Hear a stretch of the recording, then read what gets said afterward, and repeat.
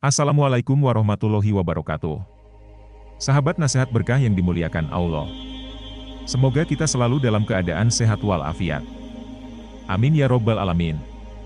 Tonton video ini hingga akhir agar tidak terjadi fitnah dan salah faham. Jika kita perhatikan orang-orang Yahudi biasanya mereka memakai pakaian yang seragam. Hampir semua dari mereka memakai jas hitam panjang disertai dengan topi bundar. Tak hanya itu mereka juga memanjangkan dan menjalin jambang-jambang mereka. Tapi tidak semua Yahudi memanjangkan jambangnya. Hanya Yahudi Ortodokslah yang berpenampilan seperti itu. Itu semua dilakukan sesuai dengan aturan yang ada di Torah. Dan juga ada perbedaan style antara sekte Haredit dan Hasidik. Ajaran Yahudi juga mengatur cara berpakaian yang disebut dengan kosher.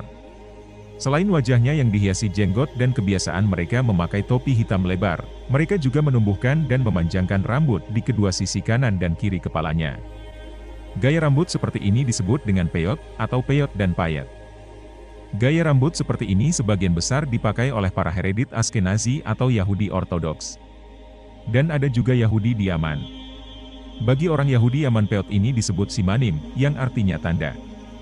Tanda itu digunakan untuk membedakan antara orang Yahudi dengan masyarakat Yaman yang beragama Islam.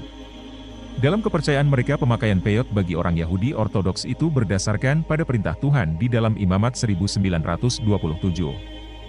Yaitu tentang larangan mencukur tepi rambut kepala. Dikatakan janganlah kamu mencukur tepi rambut kepalamu berkeliling dan janganlah kamu merusakkan tepi janggutmu. Para rabi atau ulama Yahudi menafsirkan kata peat di ayat tersebut sebagai rambut di depan telinga yang memanjang, sampai ujung tulang pipi yang sejajar dengan hidung. Karena itu mereka tidak mau memotongnya bahkan membiarkannya sampai panjangnya melebihi tulang rahang. Menurut Maimonides, seorang filsuf Yahudi terkemuka abad pertengahan mencukur rambut di tepi kepala adalah kebiasaan kafir di Misnah. Ditegaskan bahwa peraturan ini hanya berlaku bagi laki-laki. Samson Raphael dalam komentarnya tentang Taurat menegaskan bahwa peot merupakan bentuk simbolik pemisah antara bagian depan dan bagian belakang otak. Bagian depan otak berkaitan dengan intelektual. Sedangkan bagian belakang otak berkaitan dengan perasaan dan pengaturan gerak tubuh. Dengan demikian pemakaian peot secara sadar sedang membuat pernyataan bahwa dia mengakui kedua aspek dari pikiran tersebut. Dan bermaksud untuk menjaga dan menggunakan bagian-bagian itu sesuai tugas yang mereka terima. Masih menurut Rabi Raphael, rambut juga merupakan simbol kebanggaan karena merupakan bagian yang terlihat oleh orang lain. Hal ini bisa menimbulkan kesombongan. Untuk itu larangan memotong peyot mengingatkan seseorang untuk tidak menekan penampilannya. Tetapi bergantung pada kecerdasan dan karakter yang baik. Apapun penafsiran yang diberikan rabi-rabi Yahudi ini yang jelas bahwa orang Yahudi adalah orang yang taat akan hukum. Yang mereka yakini mereka adalah orang-orang yang berusaha untuk menerapkan hukum berdasarkan penafsiran yang mereka yakini. Jika di Islam kita disarankan untuk memanjangkan jenggot dan mencukur kumis. Rasulullah Shallallahu Alaihi Wasallam pernah bersabda, "Berbedalah kamu. Jangan menyamai dengan orang-orang musyrik. Peliharalah jenggot dan cukurlah kumis." Hadis riwayat Al-Bukhari dan Muslim. Ada pula hadis di mana Rasulullah Shallallahu Alaihi Wasallam bersabda, "Cukurlah kumis, peliharalah jenggot. Berbedalah jangan menyamai orang-orang Majusi." Hadits riwayat Muslim. Intinya Islam juga membuat gaya pembeda antara Islam dan kaum-kaum lainnya. Sama sebagaimana Yahudi yang tidak mencukur rambut sampingnya, Islam disarankan untuk merawat jenggot sebagai gaya identitasnya. Orang-orang Yahudi juga seringkali kita melihat memakai jas hitam. Mengenai pemakaian jas ini ternyata ada banyak modelnya juga. Ada model bekhe, kapoteh, dan rekel. Beki atau baketse adalah mantel panjang biasanya terbuat dari bahan sutra, atau polyester, yang berwarna hitam. Pakaian ini dipakai oleh orang-orang Yahudi Hasidik. Setelan ini biasanya dipakai ketika waktu liburan Sabat dan liburan Yahudi. Atau biasa juga di acara pesta pernikahan. Sementara itu kapoteh dipakai oleh para Haredim yang sudah menikah. Kapot ini memiliki jahitan yang unik jika dibandingkan bekishe. Pakaian ini terbuat dari wol dan sutra. Kemudian rekel biasanya dipakai untuk pakaian sehari-hari dari Minggu sampai Jumat. Yahudi ini liburnya hari Sabtu yang disebut dengan Sabat. Meskipun rekel ini dimaksudkan untuk penggunaan di hari kerja, tapi beberapa hasil mengenakannya di hari Sabat. Untuk topi ini sebenarnya alasannya sama dengan penggunaan jas.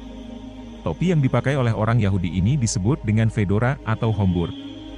Pada awal abad ke-20-an pakaian jas dan topi fedora menjadi pakaian umum oleh orang-orang Eropa. Hingga komunitas sekta Haredim dan Yahudi Ortodoks lainnya menjadikan mode fashion ini sebagai pakaian khas mereka sehari-hari. Terus mengenai pakaian kepala, ada satu jenis pakaian yang harus dipakai oleh Yahudi yaitu yarmulke atau kipah. Itu semacam peci bulat yang dipakai juga oleh Paus di Vatikan. Kipah ini semacam topi setengah bola yang dipakai sesuai perintah agama mereka, untuk menutup bagian kepala. Kipah ini tidak saja dipakai oleh kaum Yahudi Ortodoks, tapi juga dipakai oleh Yahudi konservatif, Yahudi modern, dan Zionisme. Jadi mereka selain memakai topi fedora juga di dalamnya ada kipah. Tidak hanya fedora, pakaian kepala mereka juga memiliki banyak model seperti kasket, sejenis topi. Biasanya dipakai oleh anak-anak Yahudi Hasidik sebagai alternatif kipah. Sejak awal abad ke-20-an sampai Perang Dunia Kedua, banyak orang Yahudi Rusia dan Yahudi Polandia yang mengenakan topi ini sebagai bagian dari pakaian sehari-hari mereka. Topi jenis ini diperkenalkan pada awal abad ke-19 sebagai pakaian kerja yang murah dan praktis untuk para pelaut dan pekerja pabrik di Eropa. Dan ini menjadi populer di kalangan masyarakat Yahudi Rusia perkotaan. Selanjutnya adalah colpik. Ini sejenis tutup kepala tradisional yang dipakai oleh keluarga Rabi Hasidim dan juga dipakai oleh anak-anak yang belum menikah. Selanjutnya adalah skrama. Ini adalah topi bulu yang dikenakan oleh banyak pria Yahudi ultra-ortodoks yang sudah menikah. Topi seperti ini juga dipakai oleh Yahudi Yerusami yang tinggal di Yerusalem adalah topi bulu tinggi yang dikenakan oleh beberapa Yahudi Haredit. Terutama anggota sekte yang berasal dari Kongres Polandia. Jadi itulah kenapa alasannya Yahudi pakai topi dan jas. Semoga kisah ini bermanfaat, berkah dan bernilai ibadah. Lebih dan kurangnya mohon dimaafkan. Yang benar datangnya dari Allah Subhanahu wa Ta'ala. Khilaf atau keliru itu datangnya dari saya pribadi sebagai manusia biasa. Sampai ketemu di kisah-kisah seru yang penuh makna selanjutnya. Wassalamualaikum warahmatullahi wabarakatuh.